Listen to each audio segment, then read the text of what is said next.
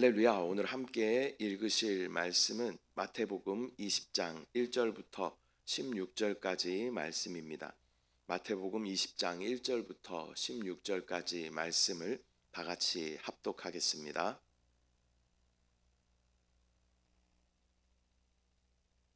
20장. 천국은 마치 품꾼을 얻어 포도원에 들여보내려고 이른 아침에 나간 집주인과 같으니 그가 하루 한 데나리온씩 품꾼들과 약속하여 포도원에 들여보내고 또 제3시에 나가보니 장터에 놀고 서 있는 사람들이 또 있는지라. 그들에게 이르되 너희도 포도원에 들어가라. 내가 너희에게 상당하게 주리라 하니 그들이 가고 제6시와 제9시에 또 나가 그와 같이 하고 제11시에도 나가보니 서 있는 사람들이 또 있는지라. 이르되 너희는 어찌하여 종일토록 놀고 여기 서 있느냐. 이르되 우리를 품꾼으로 쓰는 이가 없음이니이다. 이르되 너희도 포도원에 들어가라 하니라. 저물매 포도원 주인이 청지기에게 이르되 품꾼들을 불러 나중 온 자로부터 시작하여 먼저 온 자까지 삭슬 주라 하니 제11시에 온 자들이 와서 한 데나리온씩을 받거늘 먼저 온 자들이 와서 더 받을 줄 알았더니 그들도 한 데나리온씩 받은지라. 받은 후 집주인을 원망하여 이르되 나중 온 이 사람들은 1시간밖에 일하지 아니하였거늘 그들을 종일 수고하며 더위를 견딘 우리와 같게 하였나이다. 주인이 그 중에 한 사람에게 대답하여 이르되 친구여, 내가 네게 잘못한 것이 없노라. 네가 나와 한 데나리온의 약속을 하지 아니하였느냐. 내 것이나 가지고 가라. 나중 온 이 사람에게 너와 같이 주는 것이 내 뜻이니라. 내 것을 가지고 내 뜻대로 할 것이 아니냐. 내가 선함으로 내가 악하게 보느냐. 이와 같이 나중된 자로서 먼저 되고 먼저 된 자로서 나중되리라. 할렐루야. 오늘은 마태복음 20장 1절부터 16절까지 말씀을 우리가 함께 읽었습니다. 이 본문은 포도원 품꾼의 비유로 잘 알려진 그러한 말씀이죠. 예수님은 이 비유를 통해서 하나님 나라의 은혜의 원리를 설명하여 주십니다. 19장 마지막 절에서 예수님은 먼저 된 자가 나중되고 나중된 자가 먼저 된다라고 하셨습니다. 이 비유는 바로 그 선언을 구체적인 이야기로 풀어낸 그러한 내용인 것입니다.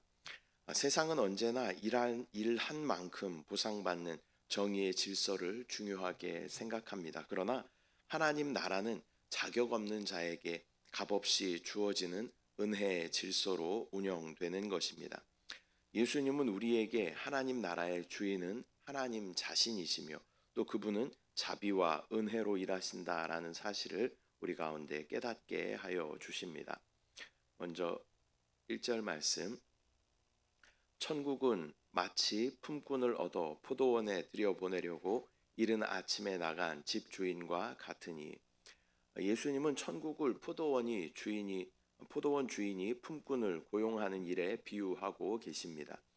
포도원은 성경에서 종종 이스라엘 백성 또 하나님의 백성 또는 교회를 상징합니다. 하나님은 자신의 일을 함께할 일꾼들을 부르고 계십니다. 그 부르심은 인간의 자격이 아니라 하나님의 주권적인 선택과 은혜로 시작되는 것입니다. 2절. 그가 하루 한 데나리온씩 품꾼들과 약속하여 포도원에 들여보내고. 주인은 하루 품삯으로 한 데나리온씩을 약속합니다. 이것은 당시 노동자의 일반적인 그러한 일당이었습니다. 그렇기 때문에 이것은 공정한 약속이죠. 하나님은 결코 불의하지 않으시며 그분의 약속은 언제나 공정하고 신실하십니다. 문제는 하나님이 공정하신 동시에 은혜로우시다라는 사실을 사람들이 이해하지 못한다는 데 있습니다.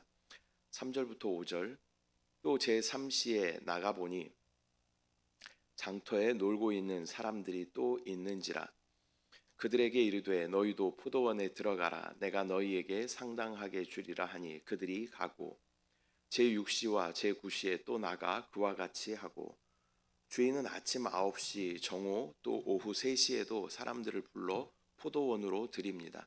그 유대인들의 시간을 계산하는 개념은 6시가 이제 하루를 시작하는 시간입니다. 그래서 제1시라고 이야기하면 7시가 되는 것이고 제3시라고 이야기하면 9시가 되는 것이고 제6시라고 이야기하면 정오 12시가 되는 것이죠. 이것은 하나님께서 각 사람을 각기 다른 시점에 부르신다라는 것을 우리 가운데 보여줍니다. 어떤 이는 평생 신앙 안에서 살고 또 어떤 이는 늦은 나이에 주님께 돌아옵니다. 그러나 하나님은 각 사람을 부르신 그 순간부터 동일한 사랑으로 대하시는 하나님이심을 우리는 본문의 말씀을 통하여 알 수 있습니다. 6절과 7절 제11시에도 나가보니 서 있는 사람들이 또 있는지라 이르되 너희는 어찌하여 종일토록 놀고 여기 서 있느냐 이르되 우리를 품꾼으로 쓰는 이가 없음이니이다 이르되 너희도 포도원에 들어가라 하니라. 주인은 심지어 오후 5시 그러니까 제12시 그러니까 오후 6시가 되면 일과가 끝나게 됩니다. 근데 일과가 끝날 무렵에도 일꾼을 부르시는 주인의 모습을 볼 수 있습니다. 이것은 하나님의 은혜가 언제나 열려 있다는 사실을 상징하는 것입니다. 그렇기 때문에 인생의 마지막 순간에도 회개의 문은 닫히지 않는 것입니다. 죽기 바로 직전에 또 결심기도하고 구원받는 많은 사람들을 우리는 또 보고 알고 있는 것이죠.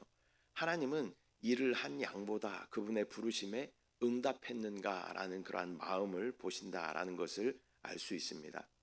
8절 말씀 저물매 포도원 주인이 청지기에게 이르되 품꾼들을 불러 나중 온 자로부터 시작하여 먼저 온 자까지 삭슬 주라 하니 저녁이 되어 주인은 품꾼들에게 삭슬 주라고 명령하십니다. 그런데 그는 나중 온 자로부터 먼저 온 자까지라고 순서를 거꾸로 정하는 것을 볼 수 있죠.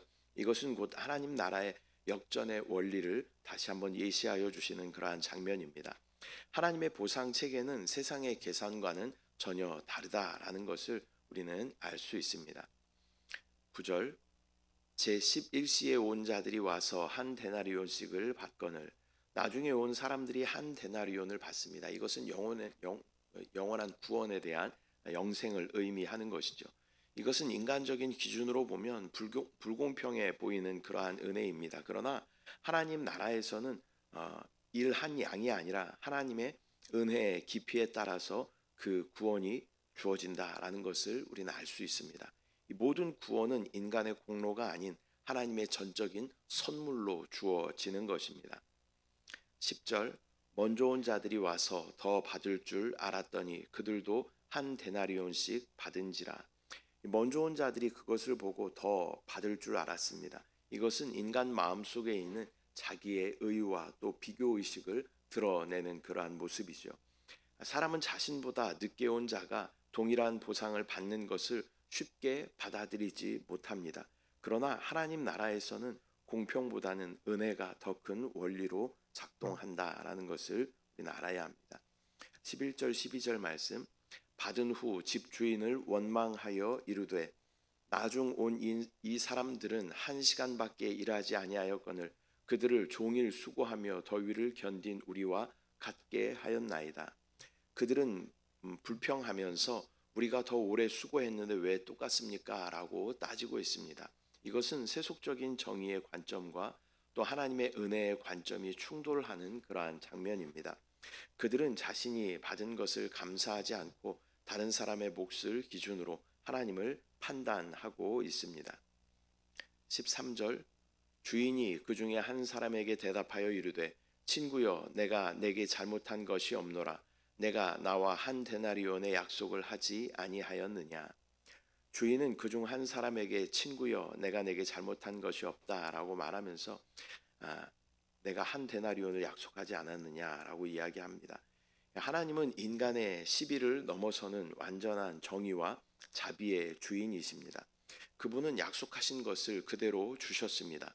은혜를 받은 자가 오히려 하나님을 불공평하다라고 여기는 그러한 어리석음을 우리는 경계해야 하는 것입니다.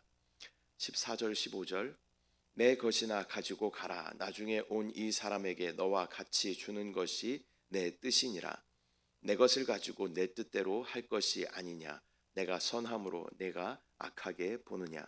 주인은 내 것을 가지고 내 뜻대로도 하지 못하느냐라고 말씀하십니다. 이것은 하나님이 은혜를 주시는 절대적인 주권자이시다라는 것을 우리 가운데 보여주는 말씀입니다. 은혜는 거래가 아니라 주권자의 선택입니다. 은혜는 값없이 주시는 선물인 것이죠.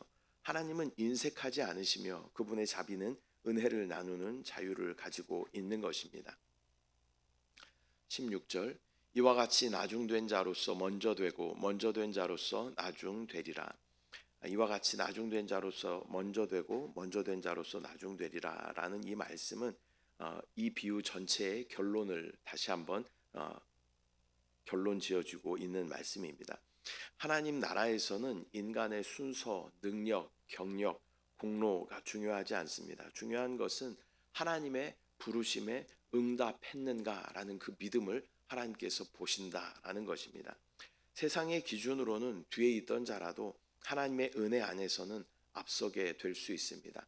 세상은 가지고 있는 어떤 스펙이나 또 가지고 있는 권력이나 명예나 재산 정도에 따라서 사람을 구분합니다. 그러나 하나님 나라의 원칙은 그 하나님의 부르심에 내가 순종하였는가, 믿음으로 반응하였는가, 이것을 보시고 우리 가운데 구원을 허락하여 주신다라는 것을 우리는 기억해야 할 줄 믿습니다. 그렇기 때문에 구원에는 어떠한 조건이 없는 것입니다. 다만 우리가 그분의 부르심에 응답했는가, 이것만 하나님께서 기억하시고 보신다라는 것을 우리는 기억해야 할 줄 믿습니다. 오늘은 마태복음 20장 1절부터 16절까지 말씀을 함께 나누었습니다. 예수님은 이 비유를 통해서 하나님 나라의 원리는 은혜임을 분명하게 가르쳐 주고 계십니다. 하나님은 어떤 우리의 수고의 분량이 아니라 그분의 자비로우심과 신실하심에 따라서 우리를 구원하여 주십니다. 따라서 우리에게 필요한 것은 비교나 경쟁이 아니라 하나님의 은혜 앞에 감사하며 기쁨으로 하나님의 부르심에 순종하는 것입니다. 하나님께 쓰임받는 특권 자체가 이미 큰 상급이 되는 줄 믿습니다.